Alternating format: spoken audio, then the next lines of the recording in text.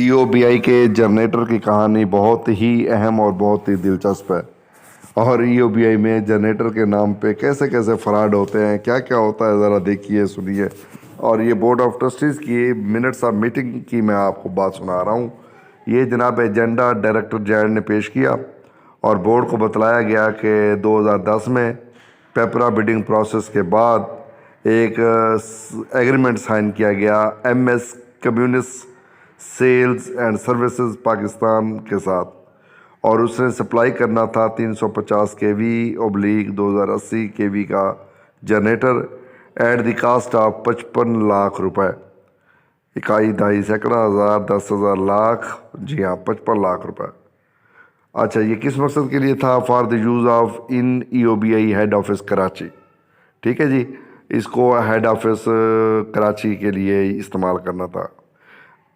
Contract جو تھا وہ ایوارڈ کر دیا گیا۔ اس کے بعد کیا ہوا، وینڈر نے مطلع کیا کہ جنریٹر اویلیبل نہیں ہے اسٹاک میں، اور وہ جناب باہر سے امپورٹ کرے گا، اور EOBI سے ریکویسٹ کی کہ وہ ایڈوانس پیمنٹ کر دیں جنریٹر کے لیے بینک گارنٹی کے ساتھ، اور اس کی فل کاسٹ جو ہے وہ جناب انہوں نے کی 49,35,200 روپے، اور انہوں نے جو ہے ریلیز کر دیے وہ MS کمیونس کو۔ کمال دیکھیں آپ نے کہا پاکستان میں اسٹاک میں اویلیبل نہیں ہے، ہم آپ کو باہر سے منگوا دیتے ہیں، آپ اس کے جناب فل پیمنٹ ہمیں کر دیں 49,35,200 روپے، اور انہوں نے جناب وہ پیمنٹ جو ہے نا وہ ایڈوانس پیمنٹ جو ہے وہ ریلیز کر دی، ٹھیک ہے جناب، بینک گارنٹی کے ساتھ۔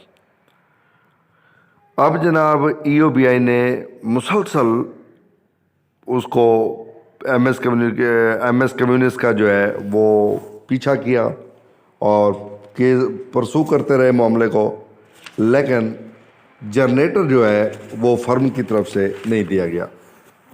اب یہ ڈائریکٹر جیل کا بیان ہے بورڈ آف ٹرسٹیز کی میٹنگ میں۔ پھر اس نے مزید بتایا کہ ادارے نے 2018 میں ریکویسٹ فارورڈ کی تھی FIA کو against the vendor for recovery of the paid prize, کہ ہم نے جناب یہ رقم ان کو پے کر دی تھی، اب اس کی ریکوری کروا دیں۔ FIA کو جناب انہوں نے ریکویسٹ بھیج دی 2018 میں۔ ہاں ہاں، کیا بات ہے۔ پھر جناب اس دوران ایک یہ اب ڈائریکٹر جیل صاحب فرماتے ہیں کہ جناب مزید بورڈ کو بتاتے ہیں کہ 125ویں میٹنگ ہوئی تھی جو کہ 29 فیبروری 2022 کو ہوئی تھی، اور اس کے اندر جنریٹر کی بابت جو ہے نا یہ طے کیا گیا تھا، فیصلہ کیا گیا تھا۔ کیا فیصلہ تھا؟ اب بورڈ کا فیصلہ ملاحظہ فرمائیں ذرا۔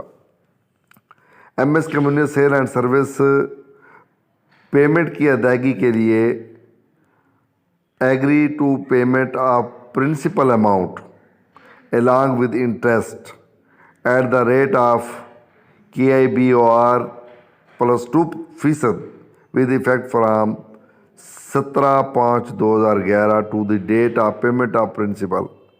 The issue may be settled. اب انہوں نے کہا کہ جناب اگر یہ پرنسپل اماؤنٹ کے ساتھ یہ اپنا جو انٹرسٹ ہے وہ 17/5/2011 سے لے کے جب تک یہ پیمنٹ جس دن تاریخ کو دینی ہے اگر وہ پیمنٹ کر دیں تو ان کے ساتھ معاملے کو سیٹل کر دیا جائے۔ اب جناب پیرا نمبر 38 میں وہ کہتے ہیں اب یہ ساری کہانی ڈائریکٹر جیل بتا رہے ہیں بورڈ آف ٹرسٹیز کو، اور بورڈ آف ٹرسٹیز کا بھی فیصلہ آپ ذرا ملاحظہ فرمائیں گے۔ اور یہ مطلع کیا گیا کہ director board of trustees forward, یہی جو فیصلہ ہوا یہ MS کمیونس کو فارورڈ کیا گیا۔ کون سی تاریخ کو؟ 12 اپریل 2022 کو، اور لیٹر نمبر تھا جناب اس کا HO/GAD/generator/2022/1772 dated 12 April 2022 through S Abid Shirazi and کو in response of the BOT directives. اب بورڈ آف ٹرسٹیز کے جو ڈائریکٹیوز تھے ان کی روشنی میں MS کمیونس نے جواب دیا، ان کو باقاعدہ طور پر جواب دیا، اور انہوں نے جناب ان کو دیے 2 آپشن۔ آپشن نمبر 1 تھا کہ M S community cell and service supply کر سکتا ہے new generator gen set having the same specification, جو کچھ آپ نے ہم سے مانگا تھا، جو آپ کے ساتھ ہم معاہدہ کیا تھا، ہم اس معاہدے پر عمل درآمد کے لیے تیار ہیں، آپ کو نیو جن سیٹ جو ہے وہ لے کے دے دیتے ہیں۔ اب انہوں نے دوسری شرط یہ کہا کہ اگر آپ یوں نہیں کرتے تو M S community cell and service میں پے سم روپیز 72 لاکھ 72 لاکھ روپے جو ہے وہ آپ کو واپس کر دیتا ہے، یا ایکویلنٹ یا پھر جن سیٹ جنریٹر کی مارکیٹ ویلیو کے برابر قیمت جو ہے وہ واپس کر دیتا ہے۔ یہ 2 شرائط جناب ایم ایس کمیونسٹ نے رکھی کہ ہم آپ کی رقم واپس کر دیتے ہیں یا پھر آپ کو جنریٹر لے کے دے دیتے ہیں۔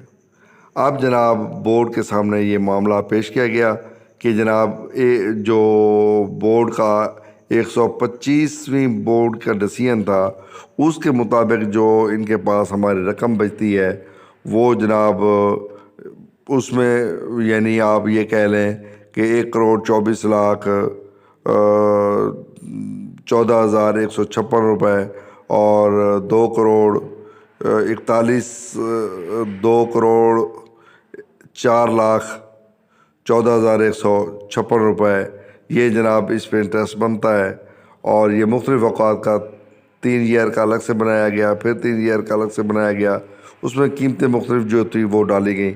اب جناب یہ ساری کارروائی کرنے کے بعد انہوں نے کہا کہ پریزیڈنٹ بی او ٹی نے انکوائر کیا کہ کیا اب ای او بی آئی کو جنریٹر ریکوائر ہے، تو جواب دیا گیا it was respondent to affirmation by director jet.